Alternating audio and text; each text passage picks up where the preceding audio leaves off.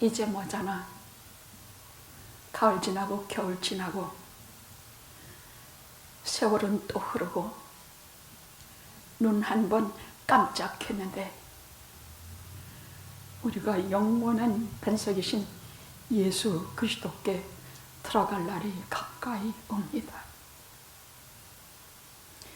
정말 심각하게 하나님의 존재는 저 자신에게 물으며 아버지 하나님 앞에 엽주는 말씀은 만세 반석 열릴 때 저희가 들어갈 때에 빈손 들고 앞에 가 십자가 붙을 때에 의가 없는 자라도 도와주시게 나이까 공로 없는 자라도 십자가의 보혈로 덮어주시겠나이까. 세상 살며 짓는 것은 죄밖에 없는 이 죄인이 들어갈 때에 우리의 구원 되시는 주님 저희 곁에 서 계셔 주시겠나이까.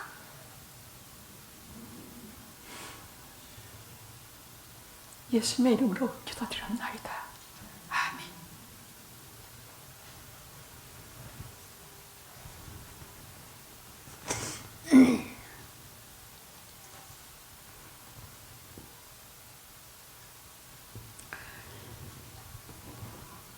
여러분, 하늘에서 내리는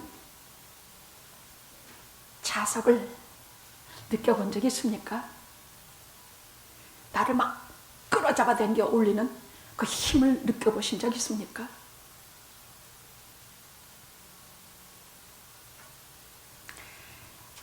나는 아무 공로도 없고 죄 짓는 것밖에 없는데 잿더미 속에서 한 조각 버려진 쇠붙이 같은 나를 막 불가항력적으로 강제로 잡아 끌어올려주신 힘을 느껴보신 적이 있습니까? 그것은 겉으로는 우리가 하나도 안 보여요.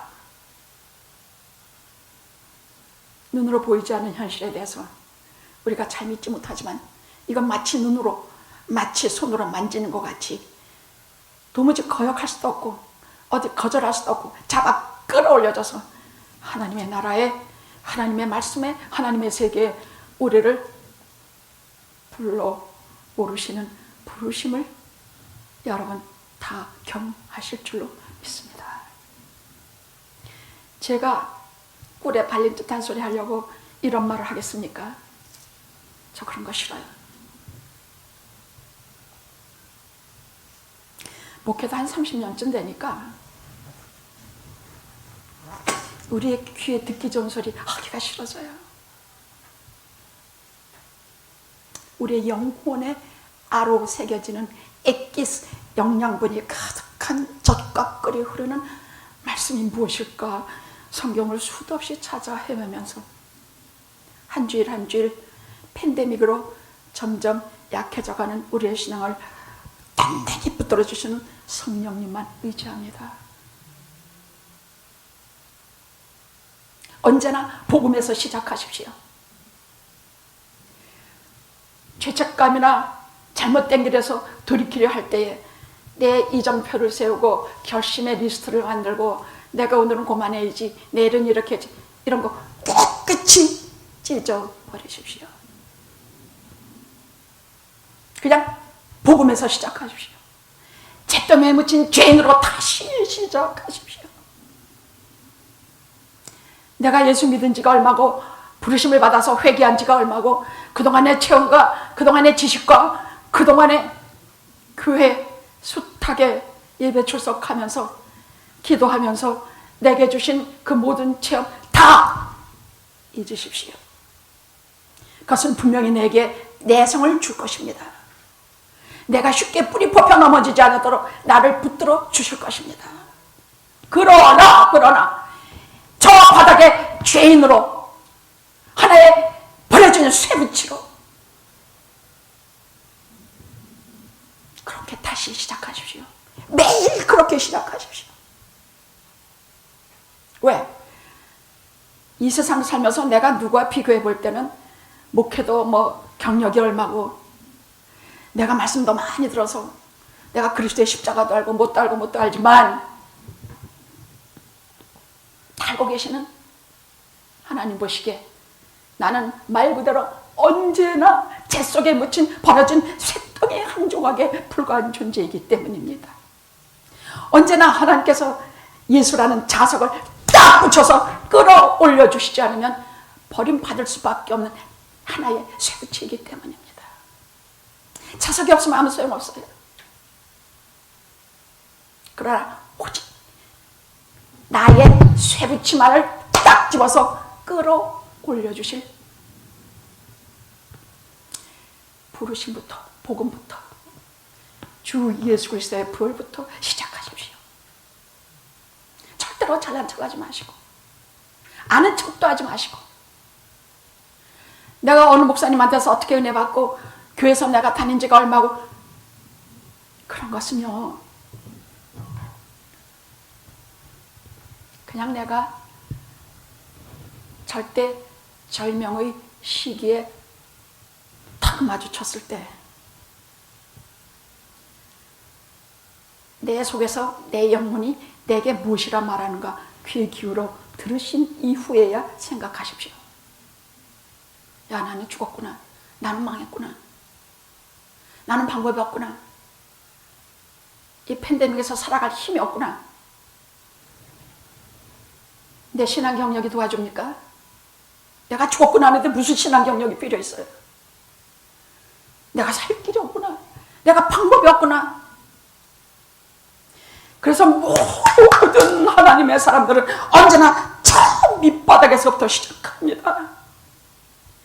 잿덩이 속에서 시작해요.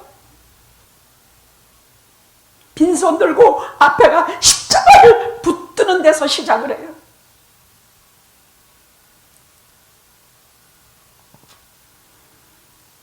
하나님의 약속은 별과 같아요. 별. 가만히 보면요, 도시의 별빛은 크게 문제가 아니지만 저 지방에 별로 불빛이 없는데 내려가면 선명히 빛납니다. 하나님의 약속은 별과 같아서 길을 잃은 나그네들에게, 인생의 순례자들에게 틀림없이 그 방향을 가르쳐주지 않은 별은 하나도 없습니다. 특히 북극성같이 특별한 별은 더해요. 오늘 10절의 말씀이 이 북극성과 같은 말씀이에요. 내가 온 것은 잃어버린 자를 찾아 구원하려 함이라. 이 말씀 때문에 정말 눈물 흘려본 적 있어요? 도대체 잃어버린 자가 뭐지? 내가 잃어버린 자라고? 나보고 하시는 말씀 같지는 않고, 오늘 여기서 시리를 보고 말씀하셨으니 아마 죄가 많은 사람을 위해 하신 말씀인가 보다. 아닙니다. 북극성 되시는 예수 그리스도는 모든 죄인들, 우리 모든 죄인들의 구주 되시는 별입니다.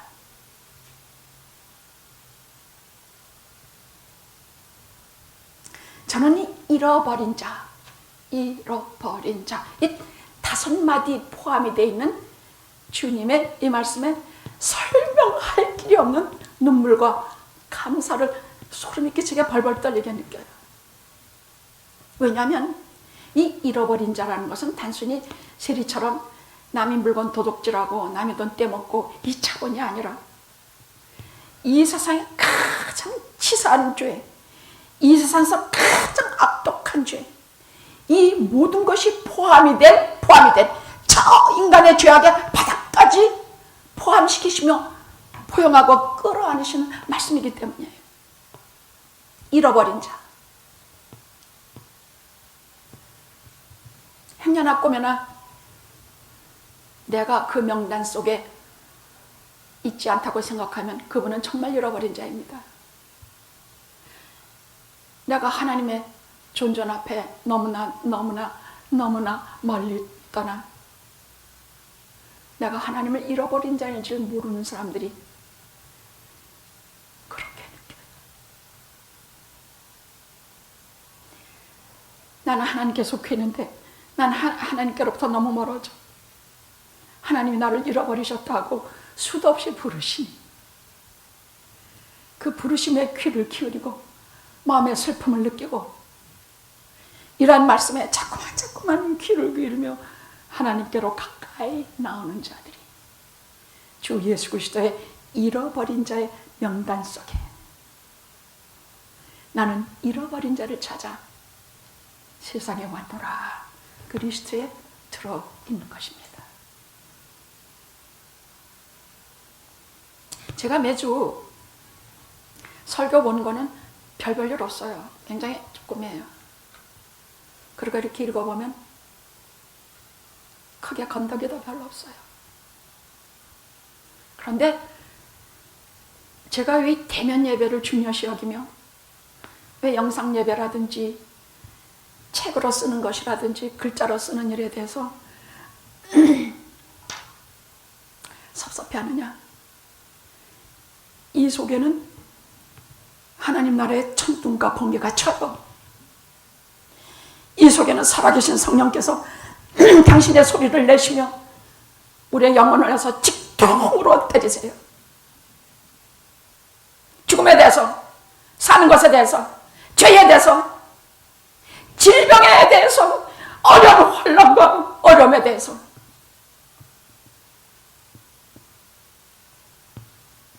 잃어버린 자들에게 벼락을 치세요.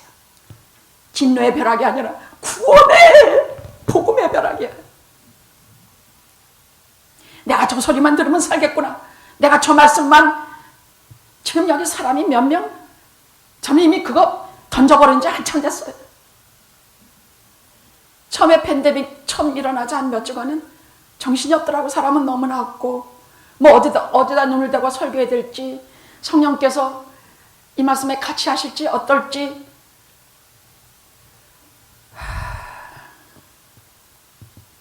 한 달쯤 지나니까 아무 상관도 없어졌어. 사람이 미어지게 들어오고 이 자리에 서너 명밖에 앉지 않고 몇 분이 와서 앉아있건 상관이 없어요.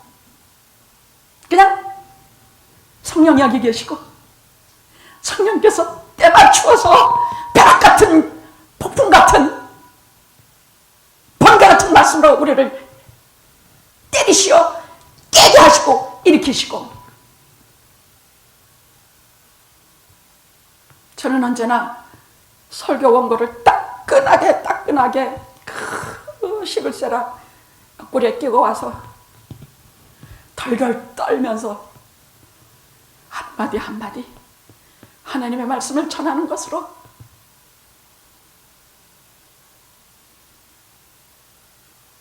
그것이 제게 전부입니다. 여기 한 분이 앉아있으면 그 한 분을 위해서 할 것이고, 두 분이 앉아있으면 두 분을 위해서 할 것이요. 팬데믹 때문에 나오지 못하고 가정에서 숨어서 이 말씀을 듣는 분에게도 또 동일한 은혜가, 성령의 감동, 감하심 있기를 기도할 뿐입니다.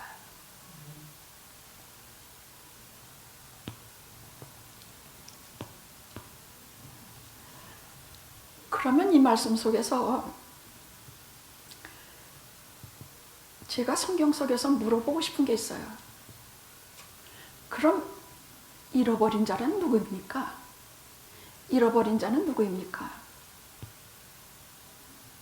예배소서에서 나오고 성경 아예 여기 압도적으로 예수님이 대부분 만나서 치료해주고 예수님께서 마음과 심령과 영혼과 육신의 모든 병을 고쳐주시고 돌아봐주신 한결같이 잃어버린 자들이에요. 그뿐이 아니야. 성경 신약 구약 66권에 나오는 모든 인간들의 본질적인 요소는 전부 잃어버린 자들이야. 하나도 아닌 자가 없어요. 잃어버린 자라는 것은 인간이 태어날 때부터 본성적으로 잃어버린 자라는 얘기예요. 그렇게 태어났다는 얘기야. 예배소서 4장에서 5장 한번 읽어보십시오. 읽다가 제가 덮었습니다. 우리들의 장난한 죄목이 끝도 없이 나열이 되어 있는데 로마서에도 수도 없이 나와요. 신약 성경에는 수도 쉬고시 나와요. 그저 간단히 적어도 모든 악독, 노함, 분냄, 떠드는 것, 시기, 질투, 악의, 음행, 더러운 말. 근데 문제는요, 성경은 나에 대해서 나의 가장 진실한 모습을 있는 그대로 알려주는 세상에서 유일한 소스야. 아무도 나에게 이렇게 직통으로 말씀하는 것이 없어요.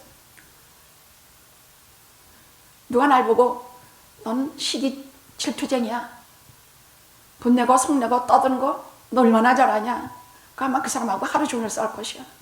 근데 성경은 내가 그런 사람이라고 말씀하고 계세요. 성경이 그렇게 말씀하시면 성령께서 그렇게 말씀하시는 것이에요.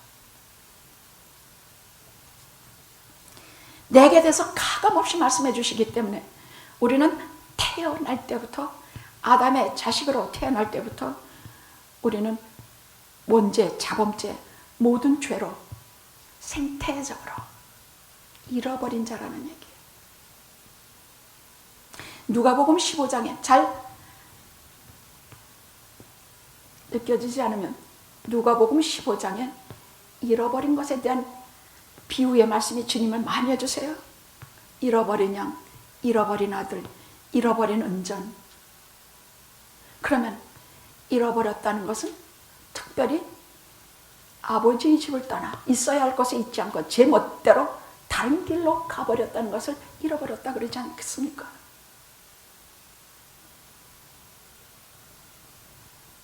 그럼 어떻게 또 원죄 외에 우리가 어떻게 잃어버린 자가 되느냐? 바로 나 자신의 자범죄와 내가 매일매일 짓는 죄와 내가 본질적으로 갖고 있는 이 죄악의 덩어리, 이것 때문에 나는 이미 하나님 앞에 선고받고 잃어버린 자가 됐다는 얘기예요. 그럼 이제부터 선고를 받을 것이 아닙니다. 죽은 후에 하나님 앞에 심판받은 후에야 내가, 아닙니다. 이미 이 땅에서 그 지은 죄만으로도 충분히 나는 선고를 받은 자입니다. 만세반석이 열리니 내가 들어갈 때에 내가 어떤 죄인으로 들어가는지 두 눈 똑똑히 뜨고 보셔야 합니다. 갖다 덧칠하지 말아요. 내가 행한 몇 가지의 선행 때문에 나를 그 죄덩어리에다가 덧칠하지 마십시오. 내가 매일매일 살아가는 아침부터 잠들 때까지, 아니 꿈속에서조차 내가 어떤 존재인지 한번 가만히 생각해 보십시오.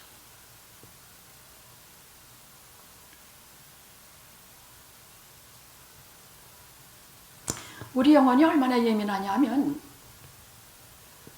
한참 이제 좀 무슨 복수하는 것에 대한 TV 드라마를 한참 봤구만.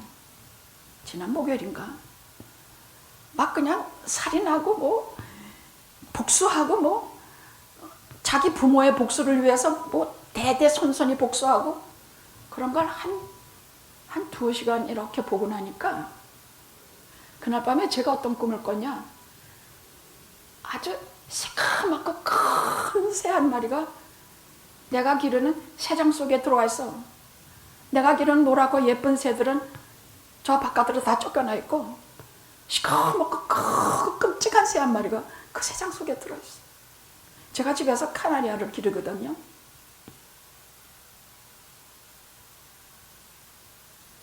근데 얘네들이 참 점잖은 새들이에요.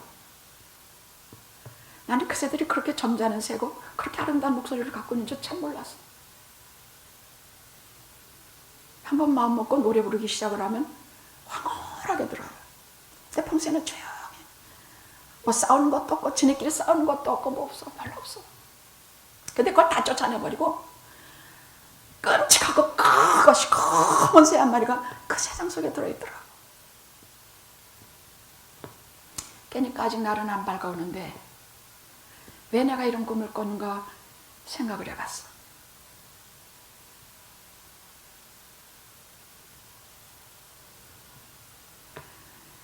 우리가 꿈을 아름답고 좋은 것만 꾸는 존재라는 거 꿈에도 생각하지 마십시오. 우리 꿈이 아름답기를 얼마나 바랍니까? 꿈에도 아름다운 꽃이 피고 수목이 푸르고 좋은 사람들과 에덴 같은 데서 거니는 그런 꿈이면 얼마나 좋을까. 대학 시절에 한번 가본 우이동 굴짜기에 그 캄캄한 굴짜기를 나르는 밭뒷불을 한 번만 더 볼 수 있으면 얼마나 좋을까. 그런데 그 이후에 우리 인생은 꿈마다 불안하고 꿈마다 괴롭고 꿈마다 우울하고 꿈마다 눈물 나요. 보고 싶은 주님도 안 보이고 하나님 나라의 한 조각이라도 그 생명과 먹고 싶은데 그 생명권은 보이지도 않고 나의 분신 시커멓고 큰 새 한 마리가 세상 속에 들어있는 그런 꿈밖에 없어.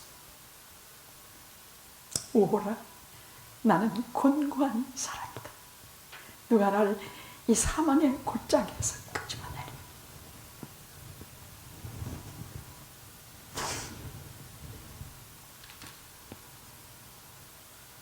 우리가 또 왜 이뤄진 사람이 되느냐? 행동으로 지 마음대로 갈 길로 가기 때문에 이뤄진 자가 돼. 지 갈 길로 가지 않고 아버지 집에 가만히만 있어도 영원히 아름답고 참되고 영원히 아버지 함께 살아. 다 공급받으니. 근데 지 마음대로 아버지 재산 떼주세요. 아버지 뭐 주세요. 지 마음대로 해가지고 나가서 지 마음대로 나간 사람들이 어떻게 사느냐? 방탕한 생활을 해요. 자유는, 기차의 자유는 철로길에 있을 때만 자유예요. 물고기의 자유는 물속에 있을 때만 자유예요. 물고기가 밖으로 나오면 그건 자유가 아니야. 모든 우리 죄인된 우리가 바로 물고기가 밖으로 나와서 막 날아다니고 싶은 것과 같은 자유를 원해. 물속은 하나님께서 정해해 주신 최고의 파라다이스. 우리는 복음 안에 하나님의 품 안에 있을 때 자유해. 절대로 구속이 아니라 진리 안에서 자유해. 그 진리가 얼마나 우리 영혼을 자유하게 하는지 여러분 지금까지 누리지 않았습니까? 죄에서 자유하고 모든 속박에서 자유하고 나를 누르는 모든 현실과 팬데믹 속에서 자유하고 내가 물고기인 것을 아는 것이 중요해. 내가 죄인인 것을 아는 게 중요해. 죄는 예수 그리스도의 보혈 안에서 자유해. 그 보혈을 뛰쳐나가서 죄된 세상에서 방황할 때 자유를 잃고 죄의 노예가 돼.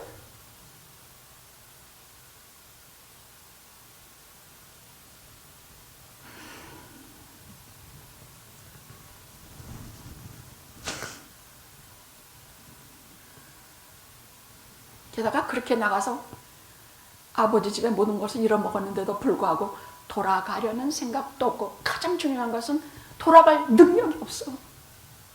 내가 이래서는 안 되는데 내가 내 아버지 집으로 돌아가야 하는데 돌아갈 능력이 없어.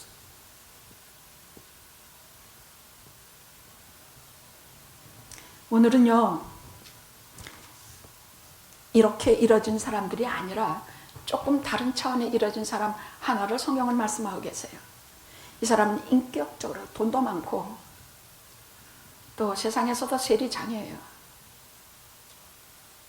그만하면 사회적으로나 경제적으로 부족함이 없는 사람이에요. 이 사람은 인격과 영혼이 파산한 사람이야. 너무 죄를 많이 짓고 강도짓을 함부로 하고. 제가 여러분에게 우리가 인생사를 살아갈 때 제일 기본이 되는 하나님의 법은 거짓말하지 않기입니다. 전화가 왔을 때 야 내가 없다 그래 이런 거 하지 마십시오. 남의 맥도날드에 가서 그저 한 필요하면 몇 개 수건 집어와도 한꺼번에 뭉퉁 집어오지 마십시오. 그것도 거짓말입니다. 어떤 교인들하고 올유캔이 들어가면 막 싸가지고 막 여기 집어넣고 저기 집어넣고 막 거기는 설탕 무슨 뭐 크림 탁 쏟아서 자기 주머니에 집어넣고 이게 다 기본적인 거짓말입니다. 그런 것부터 하지 마십시오. 한 건 의도하지 않건 거짓말부터 하지 마십시오. 내가 꼭 거짓말을 해야 될 때가 되면 차라리 침묵하십시오. 침묵도 일종의 거짓이지만 그래도 거짓말을 새빨갛게 입으로 내는 것보다는 낫습니다.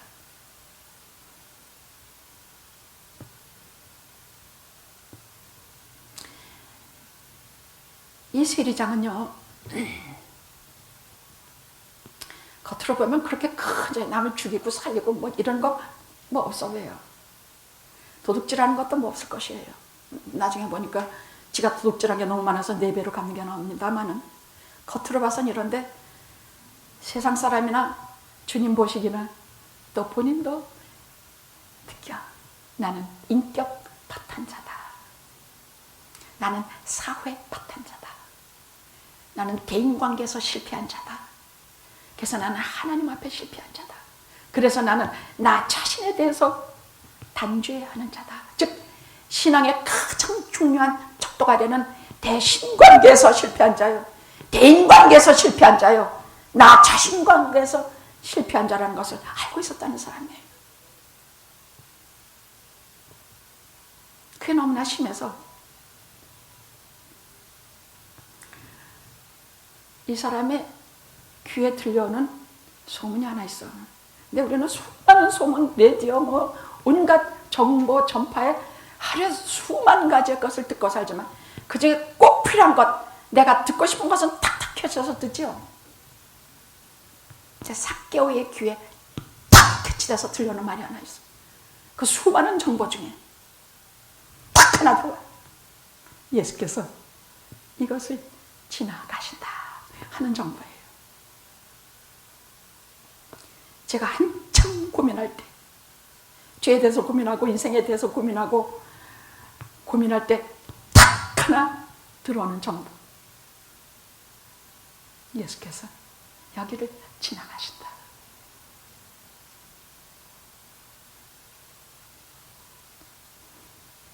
근데 2가지 장애가 있어. 그래서 자기 얼른 가서 좀 보고 싶은데 첫째는 너무 사람이 많아서 예수님을 볼 수가 없어. 그분 좀 한번 꼭 보기만 해도 살 것 같아. 2번째는 키가 너무 작아. 그래서 나무 위로 막 올라갔어. 나무에도 사람이 막 가득이야.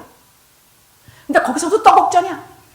예수님께서는 그 당시에 굉장히 평범한 옷을 입고 다니셨어요. 저같이 뭐 이렇게 눈에 띄는 가운을 입는다든가 뭐 그런 게 하나도 없었어요. 그냥 굉장히 평범한 위에서부터 아래까지 십자가에서도 그걸로 올라가셨다. 그것마저 뺏겼지만 통으로 짠 거 그 옷 한 벌 평소에 농부들과 같은 평범한 옷차림으로 지나갔어요. 뭐 얼굴이 그렇게 빛나는 미남도 아니시고 뭐 바리새인들 같이 그렇게 훌륭한 인격적인 손짓 발짓도 없으신 분이에요. 그래서 그 많은 군중 속에서 내가 예수님을 어떻게 알아볼까? 큰 노심초사예요. 이게 꼭 이래요. 죄 많은 우리가 예수님의 말씀이 귀에 이렇게 전해져도 이 말씀이 내게 주신 말씀일까? 아니면 그냥 그저 우연히 들려진 말씀일까? 뭘까? 안달복달 이것만 해도 좀 나은 편이야.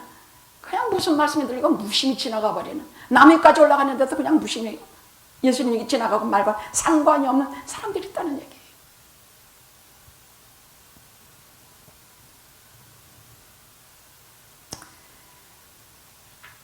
그런데 예수님은 왜 그 길로 가셨느냐? 수가성을 지나실 때는 수가성 여인을 회개시키기 위함이요. 이것을 지나가실 때는 그날 배당된 한 영혼 삭개오를 위함이었어요. 주님께서는 그때 그 시간 만나고 구원해내고 이뤄진 자를 찾고 하셔야 되는 그런 일들이 있을 때는 성경에 반드시 지나가셔야 하는지라. 지나가실 때 세관에 앉은 마태를 보시고 그냥 보신다는 뜻이 아니에요. 우리는 그냥 본다는 뜻이 아니야. 우리는 그냥 이렇게 그냥 보지만 보시고 그 속까지 다 아신다는 얘기야. 그 고민과 슬픔과 아픔과 그의 고통을 다 아신다는 얘기야. 보신다는 얘기는 그 뜻이야. 주님께서 보신다는 것은 그 뜻이야. 주님이 보시고 고민하는 매일매일 비쩍 말라가는 정신병자같이 돼가는 강현철이를 보시고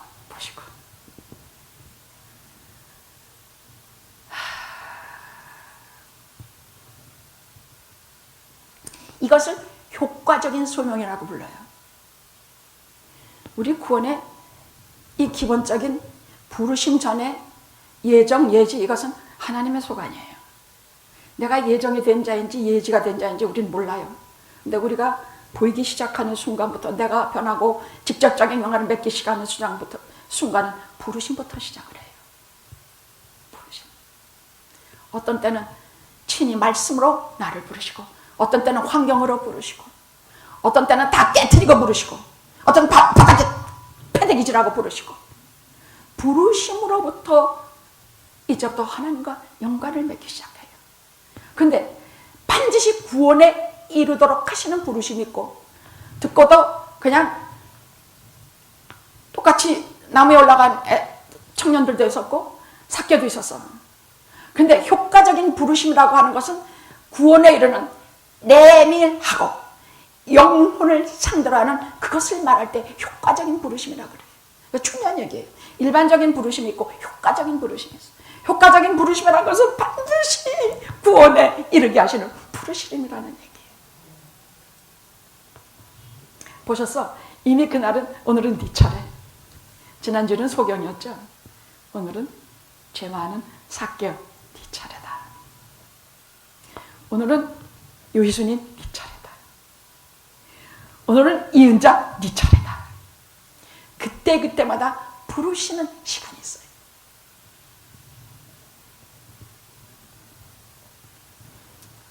근데 이렇게 보니까 사람들이 둘러싸고 에워싸고 오시는 모습을 분명히 예수님이야. 예수님이 아무리 평범한 옷을 입으셨다 해도 그 모습이 다른 사람과 같을 리가 있겠습니까? 그 눈빛과 그 음성과 그 태도가 우리 같은 것들과 같을 리가 있겠습니까? 우리가 그 영광을 보니 하나님 아들 독생자의 영광이요, 은혜가 진리가 충만하더라. 한 걸음 떼셔도 은혜와 진리가 충만,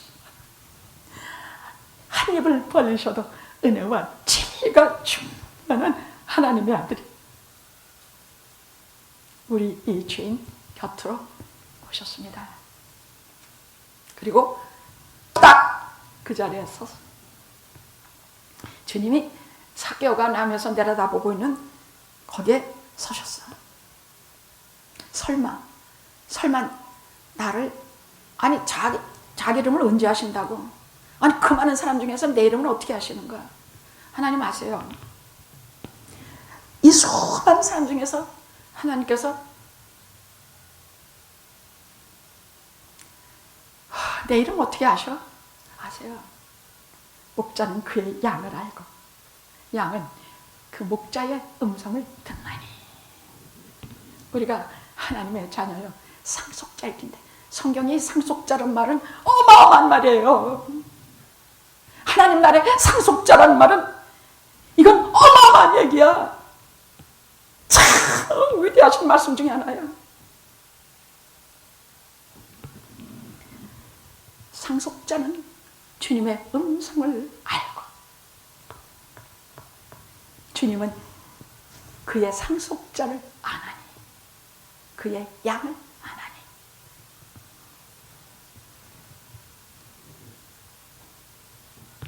자, 효과적인 소명의 특징은 반드시 개인적인 부르심으로 시작을 해요. 때로 부르지 않아. 여경학교 오늘 난 사람들 모두 때로 다 나와라 이렇게 하시는 적이 없어요. 하나하나 개인적으로 부르세요. 내 이름을, 성경은 여러분 하나님께서 내 이름을 알고 계실까? 하나님 나란 존재를 알고 계실까? 예, 그냥 막연히 알고 있다고들 생각하고 살지요? 아닙니다. 내 새끼니까 똑똑히 하세요. 여러분 내 새끼 어떻게 알아요? 생긴 거 머리카락 뭐하나 우리가 부족하고 능력이 없어서 잘 모를 것뿐이지 내 새끼를 왜 몰라? 성품도 알고 성격도 알고 생긴 것도 비슷해. 안 비슷해도 내 새끼 내가 알아. 하나님께 우리는 한결같이 다 당신의 자녀예요. 예수 믿는 사람은 죄에서 구원함을 받은 자는 예수 그리스도의 보혈로 씻은 자는 그 보혈의 피를 보시고 하나님 아들의 피를 보시고 당신의 것으로 당장하세요. 그게 없는 자는 하나님의 것이 아니야.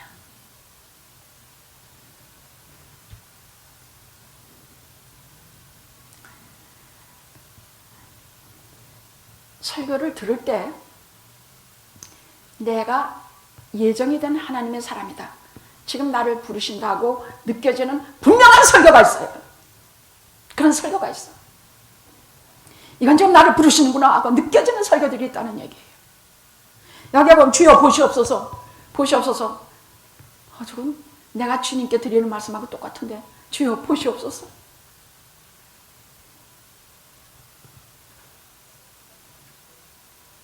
주님께서 뭐라 그러시냐?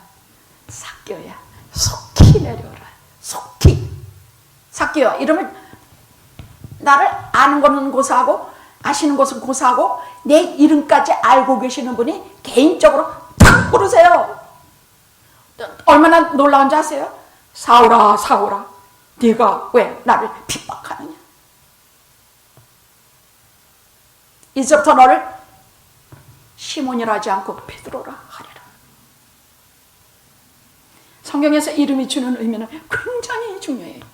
중요한 사람이 나중에 기록된 예도 없고 나쁜 사람이 먼저 기록된 예도 없어요. 가룟 유다가 제자 이름 중에 제일 먼저 나오는 이유가 없고 베드로가 항상 제자의 첫 번 이름에 나와요. 우리는 막장자라는 얘기예요. 하나님 앞에 막장자로서 구원받은 사람들이요, 구원에 들어갈 사람들이요, 그리스도의 보혈로 값주고 사신 자들이 되었다는 거예요. 제가 왜 기독교인이라면 이 식상한 말을 매주 계속 하느냐. 이것 외에는 이 말씀 외에는 믿는 자들에게 최고의 복음이 없기 때문이야.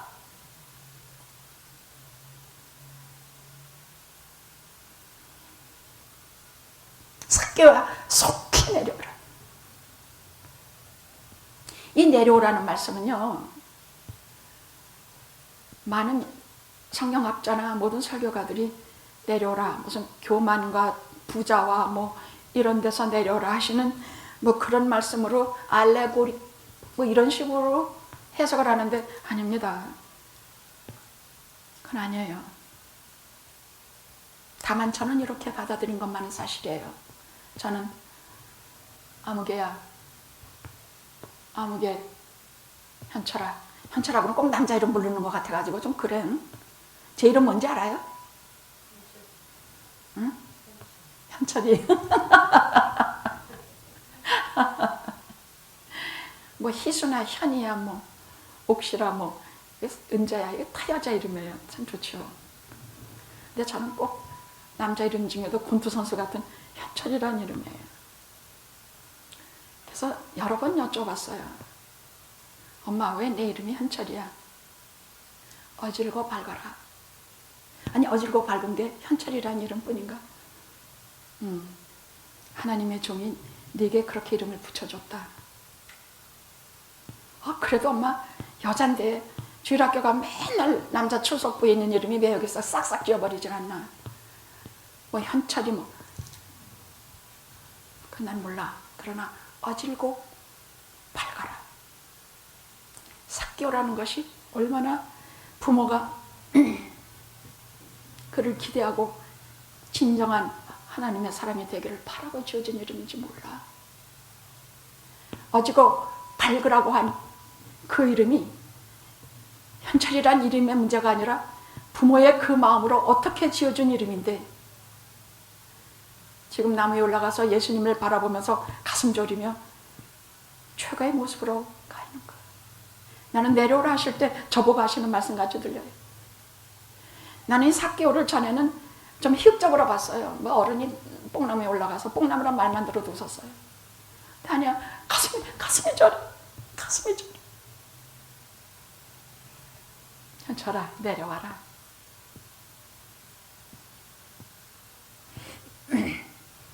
예, 내려오라 하시는 말씀을 저는 어떻게 듣느냐. 제가 대대로 내려오는 기독교 가정, 이 땅에서 그래도 최고 학문을 쌓았다는 그 학력, 이 땅에서 뭐 그래도 잘 먹고 잘 산다는 그러한 자부심, 이 땅에서 꿀릴 게 없다는 자존심, 자존감, 지금까지 한 번도 비굴해보지 않았다는 그 꼴깍 같은 망상, 이 모든 것들을 주여 다 내려놓고 주님보다 높은 자가 이 세상에 어디 있어? 주님보다 학식 높은 사람이 이 땅에 어디 있어? 하나님의 아들 앞에 내려가지 않을 자가 어디 있어? 우리가 삭개오야 내려오라 하시는 말씀만 들으면 아무 때나 울어. 왜? 나는 잘난 줄 알고 산 인간이니까. 어떤 경우에도 자존심을 꾸겨버린 적이 없으니까. 누구한테도 지지 않았으니까.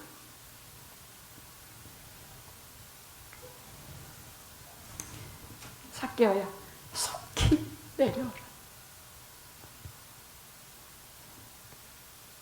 그 잘난 것 같은 속에서도 주님 좀 한번 보려고 마음속에 고통과 죄책감과 괴로움을 품에 안고 올라가서 나무 사이로 주님을 바라볼 때 그 죄 많은 놈, 잃어버린 자에는 하나님 나라에서 이제 찾으려고 하는 영혼, 그 놈과 주님의 눈 딱 부딪혔어. 그 순간을 저는 자석과 쇠붙이의 끌림이라고 생각을 해요. 쇠붙이는 자석한테 꼼짝도 못해요. 어디 있든지 끌려가지 않고는 못 당해. 천성적으로 자석에 끌리게 돼. 삭개오의 눈과 죄 많은 현철이의 눈과 이제부터 그를 구원하시려는 자석 대신, 하늘의 자석 대신 예수 그리스도의 눈이 딱 부딪히는 순간이에요.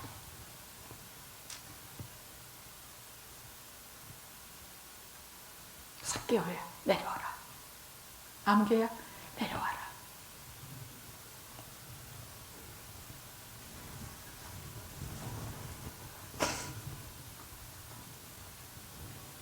마리아야, 네가 누구를 찾느냐? 시몬의 아들 요한, 베드로야, 네가 고기를 얼마나 낚았느냐? 사울아, 사울아, 네가 왜 나를 핍박하느냐? 수도 없는 개인적인 부르심으로 주님은 이제 자석으로 우리에게 다가오십니다. 여러분, 제가 처음에 물었죠. 부르심에 내가 끌린다고 느낀 적이 있느냐? 쇠붙이는 자기가 끌린다고 느끼지도 못해. 그냥 끌려가, 그냥 끌려가. 그냥 주님의 부르심에 그냥 끌려가. 그 말씀 앞에 꼼짝도 못하고 울고 불면서 끌려가. 들으면 기쁘고 좋고, 들으면 마음 아프고 죄스럽고, 과거가 후회되고 뭐하고 하지만 분명한 것은 기뻐서 눈물 흘리며 나도 모르게 끌려가게 되는 것이 쇠붙이 운명이야.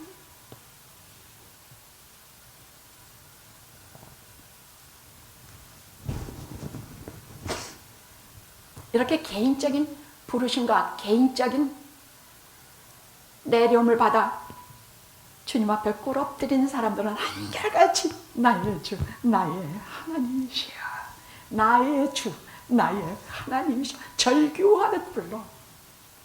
나의 주, 나의 하나님, 이렇게 절규하듯 부르면서 지금까지의 기독교적인 모든 체험, 내게 주신 그 여러 가지 그 건방질 수밖에 없는 여러 가지 그런 방언의 체험, 무슨 또 이런저런 기독교 이런 모든 체험을 다 바닥에 진 옆에 가만히 내려놓고 그 본체신 방언의 본체시며 모든 체험의 본체시며 모든 이 땅의 하나님의 아들 본체 앞에 꿇어 엎드리며 나의 주시오, 나의 하나님이시여 하고 불러보게 되는 시점이 삭개오야 내려오라, 속히 내려라 하시는 그 시점입니다. 졸리십니까? 여러분 마스크 끼고 눈 아래로 깔고 있으니까 다 자는 것 같아요. 지금 졸림이 오냐고, 이 판에. 안 졸립죠? 졸려요? 그럼 나를 똑똑히 보라고. 왜 눈은 다 아래로 깔고 있냐고. 여기 2만 볼트가 왔다 갔다 하지 않으면 발정할 것인데. 이게 대면 예배의 장점이 아니겠습니까? 서로 마주보고 성령의 2만 볼트가 왔다 갔다 하는 거. 아멘. 하나 더 합시다. 그 부르심은, 효과적인 부르심이라는 것은 같이 거하시는 소명, 거하시는 부르심입니다. 그냥 왔다가 꿈처럼 사라지는 부르심이 아니라 한 번 오셔서 우리와 함께 거하시는 부르심이라는 것입니다. 왜? 오늘 말씀에 당장 그렇게 나오기 때문입니다. 삭개오야 속히 내려라. 내가 너희 집에 유하여야 되겠다. 너희 집에 거하여야 되겠다 하시는 말씀이 아닙니까? 너희 집에 거하겠다. 이런 세리 같은 사람들하고는 밥 한 끼 먹는 것도 그 동네, 온 동네 소문거리 요즘 말하면 유튜브에 막 나고도 나는 사건이에요. 그 당시에 예수님의 인기는 하늘을 찔렀어요. 근데 이 하나님의 아들이, 소위 하나님의 아들이라고 하는 사람이 저 삭개오 같은 놈하고 그 집에 가서 같이 먹고 그 집에 가서 같이 잤다 하면 이건 예수님까지 한꺼번에 참 그것 때문에 걸림돌이 돼서 예수 안 믿는 사람도 참 많아요. 그러니까 똑같이 부르심을 받아도 그걸 듣지도 않고 딴 길로 나가는 사람들의 특징은요, 그 복음의 말씀을 자기라는 거울에 탁 한번 비춰서 내가 좋은 받아들이고 내가 싫으면 탁 내뱉어. 아니요, 효과적인 부르심을 입은 자는 내뱉고 뭐할 자, 자석에 끌리듯이 그냥 딱 붙들려서 딱 붙어서 끌려가. 싫고 좋고도 없어. 뭐 오시지 마십시오. 창피합니다. 주님, 뭐 우리 집에 오셔봤자 주님 창피합니다. 그냥 끌려가. 오셔? 그냥 끌려가. 우리 집에 유하셔. 자석처럼 끌려가는 거하심의 부르심입니다. 우리가 한참 꿈을 꾸면 깨고 나면 다 헛된 것 같이 느껴지죠? 다 사라져요. 그럼 예수님하고 받았던 은혜, 말씀으로 받은 은혜, 지금까지 왔던 신앙생활, 이 모든 것이 잠에서 깨면은 이것이 다 사라지지 않을까 하는 두려움을 요즘 참 많이 갖고 계실 것 같습니다. 제가 가끔 요즘 교우님들에게 전화를 걸어봐요. 잊지 않고 한 분 한 분 다 개인으로 전화를 봅니다. 그 목소리만 척 들어도 지금 이분이 신앙의 어느 상태에 있는지 다 보여요. 한참 떠나서 저기 삭개보다 더 멀리 가 있는 사람, 방탕한 아들보다 더 찾을래 찾을 길이 없이 사라져버린 사람, 아니면 말씀을 매주 들으면서 다시 돌아와서 주님 가까이 있는 사람. 요즘 말씀을 잘 듣는 사람들은요, 이렇던 팬데믹이 일어나고 나서 이 대면 예배 없어지고 많이 시험 받았던 사람들이 정말 대부분이에요. 네? 저를 일으켜 주시듯 우리 영학교에 삭개오를 대면하시는 주님께서 한 분 한 분 그렇게 대면하시고 일으켜주고 계세요. 저는 그래서 성령님이 우리 교회 가운데 계심을 저는 확신하고 참 기쁩니다. 만금을 주고도 살 수 없는 성령께서 저주가 같이 계시는 일에 대해서 너무너무 밤이면 울어요. 성령이 안 계시면 뭐하냐고, 어떡하느냐고. 제가 아무리 근사한 말 할 줄도 모르지만 성경님 66권을 다 얘기해도 성령이 안 계시면 무슨 소용이냐고. 자기와 나 사이에 성령이 안 계시면 뭔데, 우리가 뭔데. 근데 변함없이 전에보다 더 은혜롭게 깊이 성령께서 운행하시며 각 사람의 영혼에 들어오셔서 주무르시며 각 사람의 눈에서 눈물 나게 하시며 은혜로 정신을 나게 하시며 생명의 즙을 짜어 주어서 생명수가 흐르게 하여서 생명이 일어나게 하시는 일 우리가 매주 봐요. 성령이 계세요. 그리스도인이란 성령이 계시는 사람이 크리스찬입니다. 선한 일 하는 사람이 크리스찬이 아니에요. 성령이 같이 거하시는 분이 크리스찬이에요. 오늘 내가 너희 집에 유하여야겠다. 근데 이 삭거의 집이 어떤 집입니까? 도둑, 강도, 수탈, 음행, 거짓. 인간으로서 에베소서 4장 5장에 나오는, 로마서에 나오는 모든 죄의 종합체가 이 집이에요. 전에 야곱의 집 같았어. 야곱의 집은요, 가나안으로 돌아오기 전에 야곱의 집, 베델에 하나님 앞에 제단을 쌓기 전에 야곱의 집은 세겜성을, 거기에는 남자를 다 학살하고 돌아온 시몬과 레위를 비롯하여 자기 서모와 통관한 루벤이 있는 집이요. 마누라 4명이 매일 칼만 안 들었지 서로 찌르고 찌른 증거와 미움의 집이요. 이 집은 소위 야곱의 집이라 할 수가 없는 집이에요. 삭개오의 집이 그만 못하겠습니까? 그럼 우리 집은 지금은 그래도 예수 믿는 집이니까 최소한 주님 앞에 매일매일 회개하고 또 회개하고 매일매일 새 날로 눈을 뜨는 것만은 사실이에요. 하루의 괴로움은 주님께서 오늘도 감당해 주셨고 내일의 괴로움은 주님께서 감당해 주신다는 말은 우리의 생활도 그리시지만 우리의 죄짐도 그리해 주신다는 뜻이 아니겠습니까? 그래서 오늘 하루의 죄의 괴로움도 주님께서 감당해 주셨고 내일 하루도 염려하지 않을 것입니다.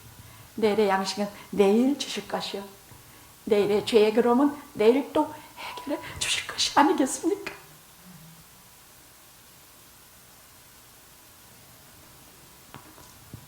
근데 성경은요, 하나님은 야곱의 집을 사랑하신다고 나와 있어요. 이 이뤄진 자들, 이뤄진 정도냐 이게? 이 자식 새끼들, 마누라들, 야곱은 돈벌이 외에는 혈안이 돼서 아무것도 보이는 것도 없고 지금 이 온 집안이 구약의 교회라고 하지만은 이 집안에 하나님께서 우리 주님께서 들어가고 싶으신 집이냐고? 삭개오의 집을 들어가고 싶으시겠느냐고? 삭개오야 속히 내려오라. 내가 너희 집에 유하여야겠다. 내가 거하여야겠다. 효과적인 부르심은 거하시는, 하나님이 거하시는 그런 부르심입니다. 잠시 왔다 그냥 꿈처럼 사라지는 거하는 것이 아니라 영원히 그 사람과 그 사람을 상속자로 삼아서 그를 제자로 삼아서 그가 또 다른 제자를 삼기 그렇게 되기까지 거하시는 부르심입니다. 주여 어떻게 저희 집에 유하시겠습니까? 저는 이것이 꼭 제게 하시는 말 같아서 내가 너희 집에 좀 가야 되겠다. 주여 어떻게 저희 집에 오시겠나이까? 사면에 물론 좀 치우기도 하고 못도 하고 좀 빈 것도 있고 못도 있겠지만은 주여 그래서 요즘은 주님께서 지금 이 판에 오시면 어떡하는가 그런 걱정이 좀 돼요. 막 내가 어질러 놓고 싶은 대로 막 어질러 놓고 막 부엌도 막 그릇도 막 안 씻어 놓고 막 그러면 이러다 오시면 어떡하지 하는 걱정도 좀 생겨요. 게다가 진짜 이런 생각은 정말 들었는데 막 복수하고 막 사람 죽이고 뭐 이런 드라마 한 2시간 보고 있는데 이럴 때 주님 오시면 어떡하지? 진짜 겁나 죽겠는 거지 정말. 정말 겁나더라니까. 주님 오신 건 순식간인데 순식간에 오시면서 아니 내가 과거에 받은 은혜가 무슨 소용이야? 지금 이 순간에 주시는 은혜가 없으면 내가 어떻게 가느냐고. 착각하지 마세요. 과거에 받은 은혜는 과거일 뿐이에요. 내가 오늘 받는 은혜가 있어야 돼요. 오늘 받는 은혜 없이 어떻게 주님께 불림을 받아 하나님 나라에 들어가겠습니까? 삭개오처럼 나무라도 올라가는 애쓰는 것이라도 있어야 될 게 아닌가. 그래서 도대체 매일매일 10처녀 중에 5처녀처럼 기름을 준비하고 깨어서 준비하는 건 무엇일까 생각을 해봤어요. 그러니까 하나님 나라의 일을 다른 사람들은 아무도 하나님의 일을 생각지 않고 사도 바울이 말하기를 그러니까 너는 이렇게 와서 내 곁에 와서 일해라. 이렇게 권하는 말씀이 나오는 걸 보면 하나님의 일을 하는 것이 하나님의 일을 하고 있는 것이 은혜 받는 첩경이지 않은 생각이 들어요. 그럼 하나님의 일을 하는 것이 무엇입니까? 물어보니까 성경에 하나님의 아들을 믿는 것이다 하고 말씀이 나와요. 무슨 우리가 훌륭한 오병이어 사업을 하고 구제 사업을 하는 것이라고 말씀 안 하세요? 하나님의 아들을 믿는 일, 하나님의 아들을 믿는 일이란 구원받는 일이요, 죄사함을 받는 일이요, 다른 사람을 죄에서 구원해내는 전령들이 되는 일이에요. 이 팬데믹 속에서 우리가 무슨 일을 하리까? 너 입만 열면 다른 사람에게 전화할 때 딴소리 시커나지 마라. 이거 얼마나 이게 힘들어 죽겠습니다. 예수 믿어라. 하나님 말씀 들어라. 동영상 자꾸 들어라. 다른 데는 뭐 40만, 10만, 뭐 몇만 회 이거 보는 사람들이 그렇게 많이 나와. 영화계 지난번엔 30몇 회대, 그죠? 지금 몇 회입니까? 열심히 보십시오. 내 가정에서 주는 내 목사님, 내 목자이신 내 목사님이 주시는 양식을 못 먹으면 굶어요, 죽어요. 다른 게 목사님 설교 죽어라고 해봤자 그냥 지나가는 그냥 잠깐 특식이야. 진짜 양식은 하나님께서 주님께서 정해주신 내 목자 되신 내 목사님에게 드는 양식이에요. 그 노상 먹어야 살이 찌고 금성이 귀에 들리고. 지난주에는 전화가 하나 왔어. 목사님, 제가요 2번을 연속 참석했더니 제가 정말 다시 첫사랑을 회복했는데요, 목사님 정말 양은 목자의 음성을 알아듣나 봐요. 다른 목사님 설교 이렇게 저렇게 몇 번 들어봤는데 하나도 귀 안 들어와요. 괘씸하게 화나고 꼴만 보기 싫어요. 근데 목사님 2번 나가서 들었다가 내가 회개하고 다시 주님 앞에 첫사랑의 눈물을 흘리며 돌아오게 됐거든요. 근데 그 2번으로 그치지 말고 계속 음성을 들으셔야 합니다. 신앙은 좁은 길을 걷는 것입니다. 넓은 길 편하고 누워서 가고 마음대로 먹고 싶은 거 다 먹고 하고 싶은 말 다 하고 되는 대로 살아가는 돼지 같은 것이 좁은 길이 아닙니다. 좁은 길은 예수님이 걸어가신 길입니다. 좁은 길은 하나님의 자녀들이 걷는 길입니다. 좁은 길은 크리스찬이 성령을 내 가슴에 모시고 품양복 사는 사람들이 걷는 길입니다. 아멘, 아멘. 주여, 내 소유의 절반을 가난한 사람에게 주고 제가 남에게 토색질하고 도둑질한 거 제가 4배로 변상해서 갚겠습니다. 여러분, 내가 끊지 못할 여러 가지 죄라든지 어려움이 있으면요, 어디서부터 시작하느냐? 설교 첫 번에 말한 것처럼 항상 복음으로부터, 복음에서 시작하십시오. 내 결심에서 시작하지 마십시오. 내가 다시는 이런 줄 알아니라, 다시는 내가 싸가지 않으리라, 다시는 내가 이렇게 죄짓지 않으라, 아무 소용없습니다. 항상 복음에서 재 속에 묻힌 쇠조각처럼, 버림받은 쇠조각처럼, 아무 짝에도 쓸모없는 죄인처럼, 쇠조각처럼 그렇게 시작하시고 하늘로부터 나를 끌어올려 주실 그 자석, 예수라는 자석을 기다리십시오. 부르십시오. 그렇게 부르시고 항상 복음에서 시작하고 항상 죄인에서 시작하고 항상 쓸모없는 쇠붙이에서 시작하십시오. 아셨죠? 이건 모든 인생의 기본입니다. 그래서 그는 나무에서 내려왔고 예수 그리스도를 집으로 모셔드리고 그리스도와 함께 먹고 마시고 그는 천국으로 영원히 주님 계신 것으로 갔습니다. 할렐루야. 천국 가는 일 쉽게 생각하지 말아요. 나는 천국 가는 거 천만이 요즘 생각해요. 그게 죽는다는 문제가 결부가 돼서 생각하기 싫지만 아닙니다. 영원한 생명이 걸린 문제니까 우리 잠깐 여기 이민 왔다가 예체자 본향으로 가는 거예요. 거기 가는 문제를 소홀히 생각하면 안 됩니다. 기도하시겠습니다.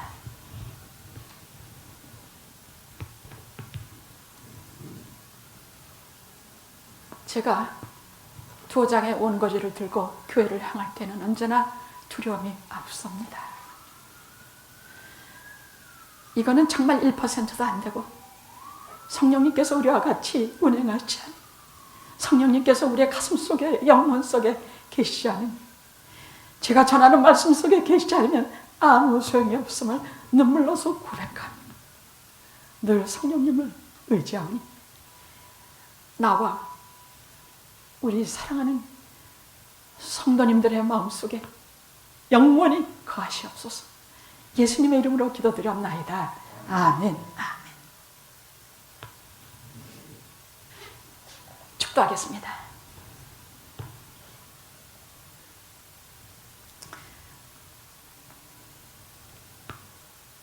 지금은 우리 주 예수 그리스도의